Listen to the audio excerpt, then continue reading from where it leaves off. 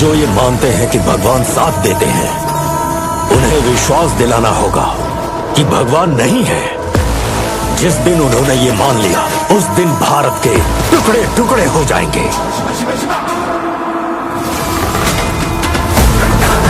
पूरे देश में 40 दिनों तक चलने वाला महोत्सव। अखंडा 2 की कहानी वहीं से शुरू होती है जहां पहले पार्ट में अच्छाई की जीत हुई थी। शिवशंकर उर्फ अखंडा रुद्राक्ष अब भी धर्म, न्याय और सनातन परंपराओं की रक्षा कर रहा है। लेकिन इस बार खतरा सिर्फ किसी एक गांव या राज्य तक सीमित नहीं, बल्कि पूरे देश की आत्मा पर हमला है।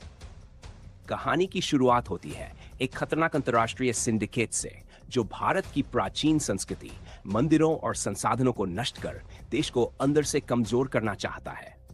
इस साजिश के पीछे होता है एक बेहद चालाक और निर्दयी विलेन, जो बाहर से समाजसेवी दिखता है लेकिन अंदर से देशद्रोही है। अखंडा को जब इस षड्यंत्र का पता चलता है तो वह अपने शांत साधु रूप को छोड़कर फिर से रौद्र अवतार में आ जाता है। उसके साथ जुड़ते हैं कुछ पुराने साथी और कुछ नए युवा, जिन्हें वह धर्म, साहस और बलिदान का असली अर्थ सिखाता है। दूसरी तरफ कहानी में एक मजबूत महिला किरदार भी है, जो कानून और सिस्टम के जरिए देश को बचाने की कोशिश कर रही होती है। पहले वह अखंडा के तरीकों से सहमत नहीं होती, लेकिन जब वह सच्चाई देखती है तो दोनों एक ही लक्ष्य के लिए साथ आ जाते हैं। फिल्म में कई जबरदस्त एक्शन सीन हैं, जहां अखंडा अकेले ही दुश्मनों की पूरी फौज से टकरा जाता है। उसके डायलॉग्स फिर से रोंगटे खड़े कर देते हैं, जैसे धर्म के रास्ते पर चलने वाला अगर शेर बन जाए तो अधर्म कांप उठता है।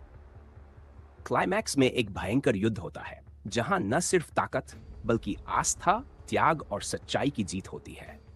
अखंडा दुश्मन को हराकर यह साबित कर देता है कि जब तक धर्म जिंदा है तब तक भारत अजेय है। फिल्म का अंत एक गहरे संदेश के साथ होता है।